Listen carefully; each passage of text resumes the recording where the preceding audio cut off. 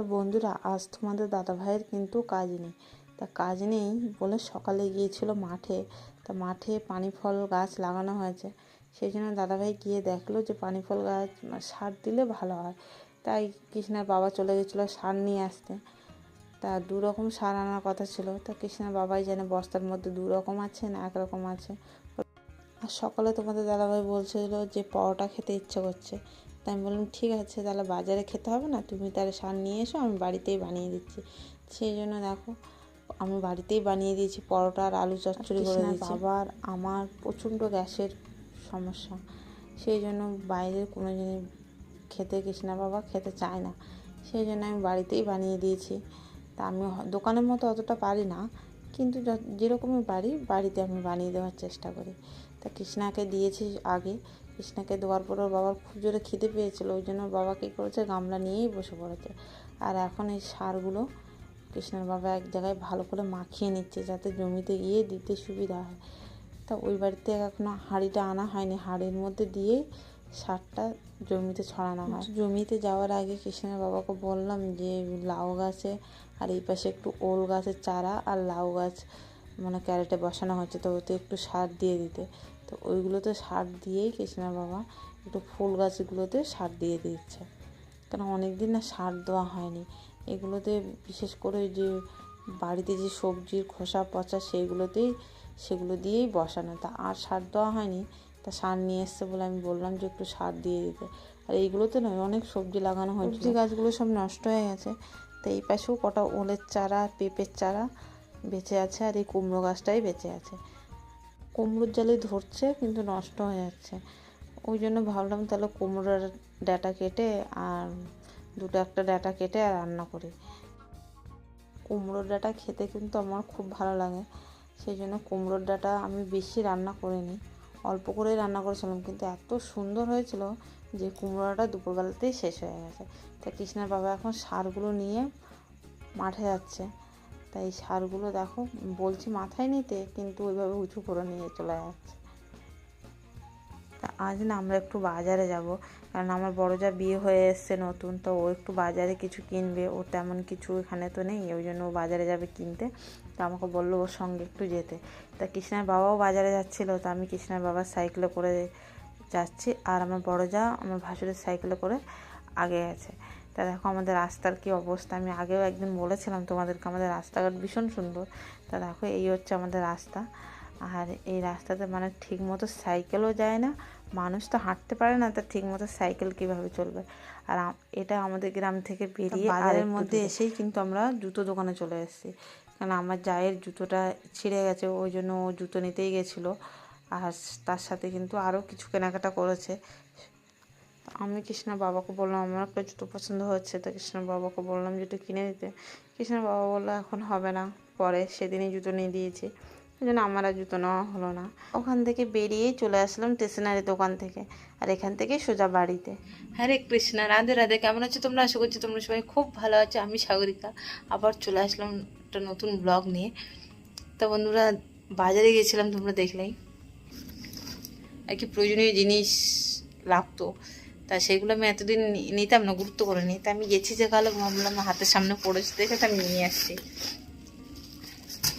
তা কী কী নিয়ে আসলাম সেটাই তোমাদেরকে দেখাবো। দেখো এই ব্যাগটা ছিল, তার সাথে এই ব্যাগটা নিয়েছি। তো বন্ধুরা, এই ব্যাগটা না আমি নিজে হাতে বানিয়েছি, তা কেমন হয়েছে তোমরা অবশ্যই জানিও। আমার নিজে হাতে তৈরি করা জিনিস আমার খুব ভালো লাগে।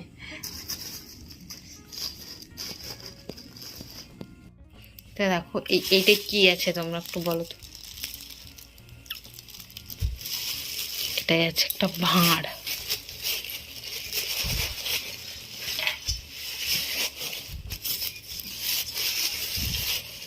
ভাঁড়টার কিন্তু ডিজাইনটা খুব সুন্দর। কত নিয়েছিল গো এই ভাঁড়টা? 80 টাকা না 70 টাকা?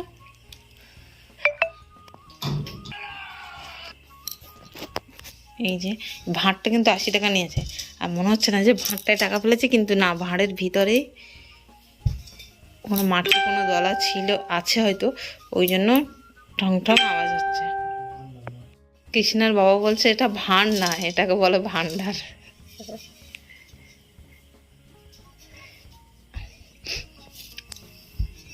এটা জানি না এটা ভর্তি করতে পারবো কি না আদৌ।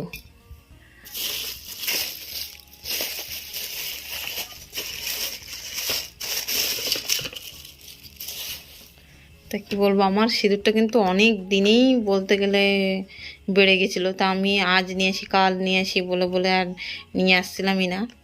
তা দেখো আজকে গিয়ে নিয়ে আসছি, আর তার সাথে ক্লিপ।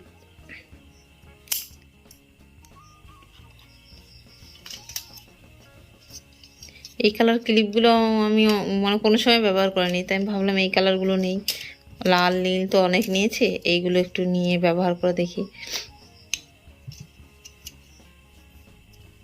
ক্লিপগুলো সব 15 টাকা করে নিয়েছে। তো এর মধ্যে আছে কিন্তু কানেরটা কৃষ্ণা বাবাই পছন্দ করে দিয়েছে, সেফটি পিন কানের। তা দেখো 2 জোড়া নিয়েছে, আমার জায়ের জন্য একটা আর আমার জন্য একটা নিয়েছে। তা আমি যেহেতু অনেক দিন কানের পরিনি, আমি কানের তেমন একটা পরি না, আমার ভালোও লাগে না অতটা কানের পরতে। কৃষ্ণা বাবাই বললো সারাক্ষণ বোচা কানে থাকো, ভালো দেখায় না, তো একটা কানের নাও। তা কানের পরতে গিয়ে আমার জীবনটা বেরিয়ে যাওয়ার অবস্থা, কেননা আমি অনেক দিন কানের পরি না। তার আমার কানের ঘরে এত মানে কী বলবো, মানে একটু কানের খুলে রাখলে কানের ঘর বুজে যাওয়ার মতো হয়ে যায়। তা ওরকমই হয়েছে, কান পুরো বন্ধ হয়ে গেছে বললেও চলে কানের ঘরটা। ওই জন্য কানের একদম ঢুকছে না, ঠেলে মেলে ঢুকালেও ঢুকছে না। লাস্টে কিন্তু কান মানে পুরো ব্যথা হয়ে গেছে, তাও কানের ঢোকেনি।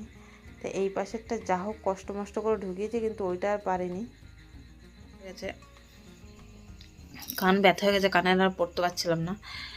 তা যা হোক করে কানেরগুলো ঢুকিয়েছি। এই যে তা কানেরগুলো মানে এত ব্যথা করছিল, তাই আমি ভাবলাম যে ড্রেসটা চেঞ্জ করে নিই আগে, তারপরে তোমাদেরকে দেখাচ্ছি। তা ড্রেসটা চেঞ্জ করে দেখো এই কান মানে টিস টিস করছে, আর এই কানটা এগুলো সব গরম হয়ে গেছে কানের পড়তে গিয়ে। মানে কান মানে জোর করে ঠেলে মেলে ঢুকিয়েছে দাদা ভাই, যা হোক করে এটা ঢুকিয়ে দিয়েছে। কি বলবো, এই কানটা বেশি ব্যথা হয়েছে একদম, মানে কি বলবো, যা হোক করে তো এটা ঢুকিয়েছে ঠেলে মেলে, আর এটাতে একদমই ঢোকাতে পারছিল না, সেই জন্য এটা বেশি ব্যথা হয়েছে। মানে হাত দেওয়া যাচ্ছে না, এত বিষ হয়ে গেছে কানেরটা। তো বন্ধুরা আজকে ভিডিওটা এখানেই শেষ করছি, আর অনেক রাত হয়ে গেছে, কৃষ্ণা বাবা ঘুমিয়ে গেছে, ঘুমিয়ে ঘুমিয়ে নাক ডাকছে। আর কী বলবো, আজকে ভিডিওটা কেমন লাগলো অবশ্যই তোমরা জানিও, আর ভালো লাগলো অবশ্যই লাইক কমেন্ট শেয়ার করবে, চ্যানেলটিকে সাবস্ক্রাইব করে পাশে থাকবে। আর তোমাদের সবাইকে জানাই শুভরাত্রি।